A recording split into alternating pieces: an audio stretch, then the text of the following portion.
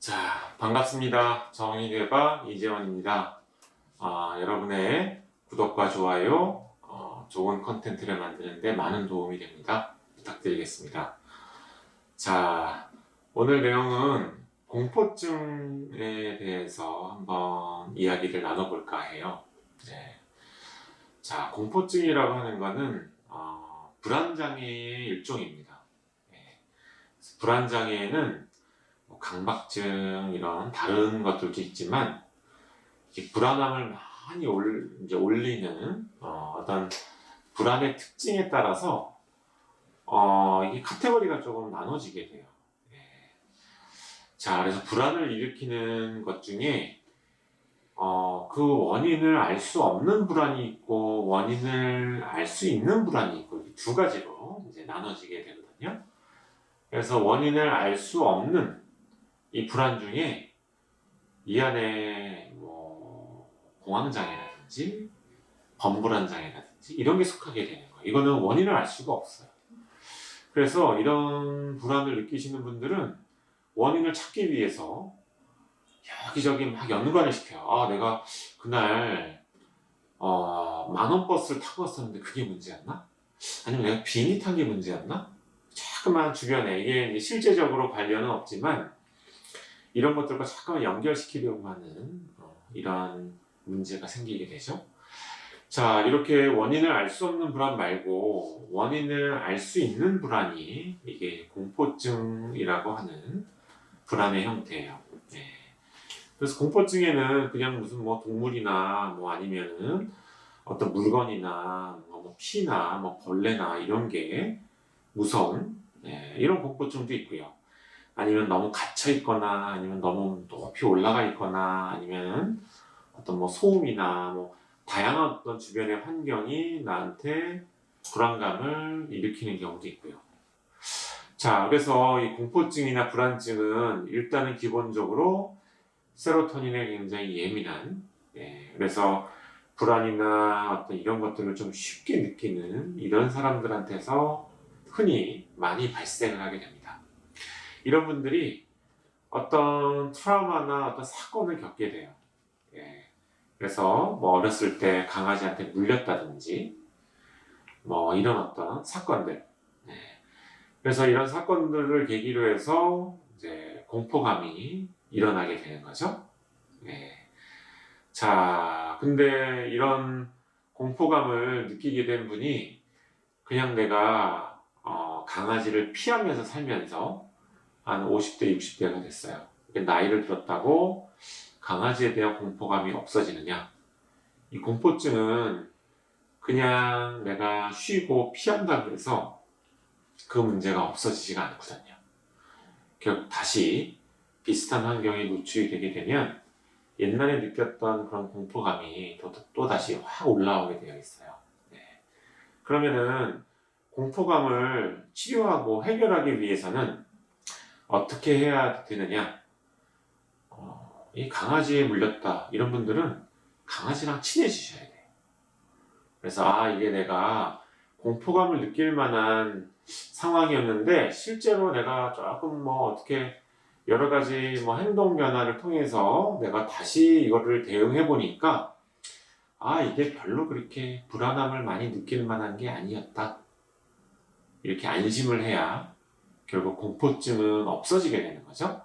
자, 그래서 공포증의 치료 중에 굉장히 중요한 치료가 노출 치료라고 하는 거예요. 익스포저 세라피라고 이야기를 하게 되는데, 그게 강아지에 대한 공포감이 있는 분들은 이렇게 좀 순한 강아지, 이렇게 좀 자꾸만 만지고 친해지고 이렇게 해서 강아지에 대한 공포증을 없애고요. 만약에 고소공포증이다. 그러면은 최근에 뭐 엘리베이터 같이 요즘 뭐 VR이나 이런 것들이 있잖아요. 그런 것들을 이용해서 손에 리모컨 하나 쥐어주고 당신이 불안하지 않을 만큼만 올라가세요. 그래서 이제 계속 올라가는 거죠. VR로 주변을 딱 보면은 내가 점점 높이가 올라가고 있다는 게 느껴져요.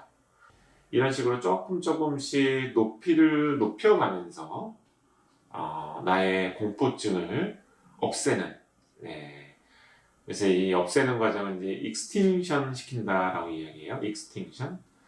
그래서 이렇게 이제 제거를 시키는, 공포증을 없애는 이런 과정을 이렇게 익스포저 세라피로 진행을 하게 되죠.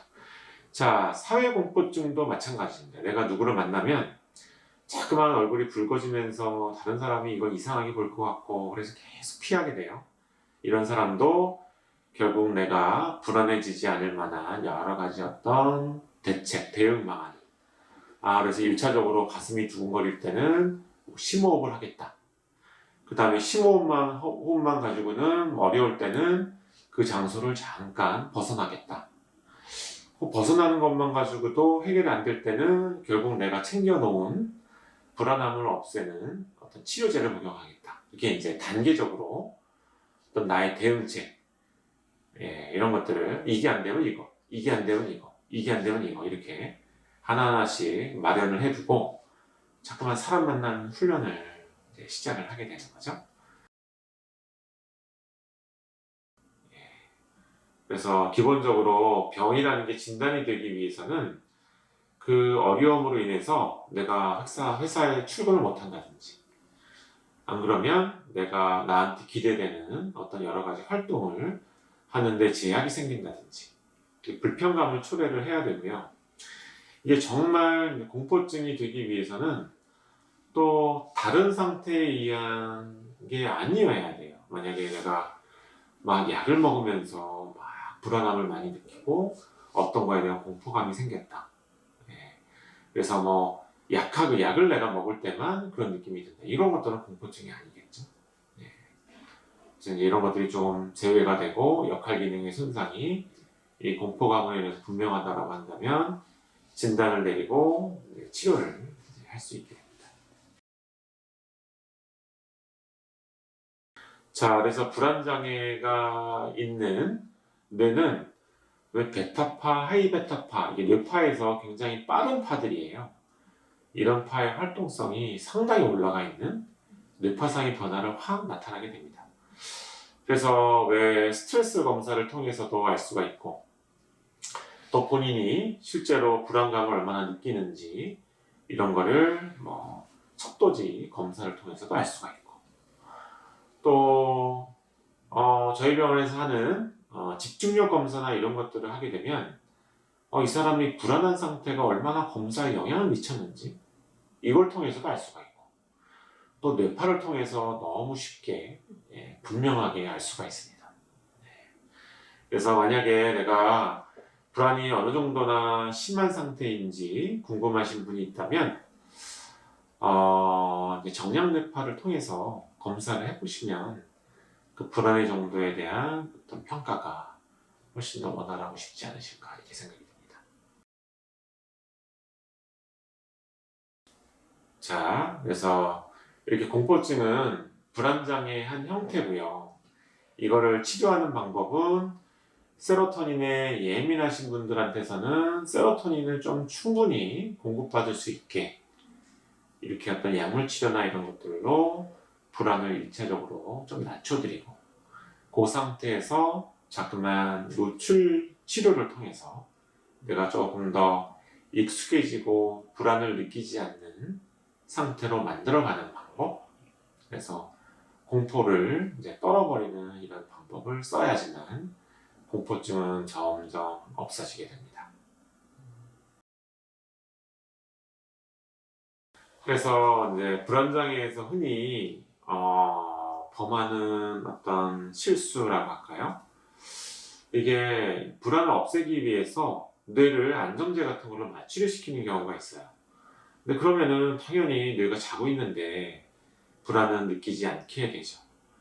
그래서 가장 빠르고 효과적인 방법일 수 있어요. 그러나 그렇다고 해서 내가 평생 이런 안정제나 이런 걸 복용하면서 어떤 나의 생활을 이어가기는 이제 어렵거든요. 그래서 내 뇌가 이제 깨어있는 상태에서 이 불안에 대해서 대응할 수 있는 나의 능력치가 올라가야지만 결국 이 불안장애가 극복이 될 수가 있는 거예요. 그래서 불안장애를 치료할 수 있는 방법 중에는 아주 쉽게는 그냥 안정제를 먹으면 돼요. 그러나 그게 안정제 같은 경우에는 오래 복용할수록 뇌 인지 기능도 떨어지고 우울증도 잘 생기고 이런 문제가 생기거든요. 그래서 이거를 영원히 지속할 수가 없어요. 안정제는 지금 내가 굉장히 불안 때문에 고통받고 힘들어하는 상태를 그냥 한 1주, 2주 중간에 뭐 어떤 쉼표를 찍듯 아니면 뭐 방학 같은 이런 좀 쉴 수 있는 기간을 주는 이런 의미로 써야지 그 이상 계속 지속이 될 수가 없는 거예요. 그래서 약물로 내가 불안장애 공포증을 완전히 치료했다? 이거는 있기가 좀 어려워요. 오늘도 제 유튜브 방송을 시청해 주셔서 너무 감사드리고요. 오늘 여기서 방송은 마치도록 하겠습니다. 감사합니다.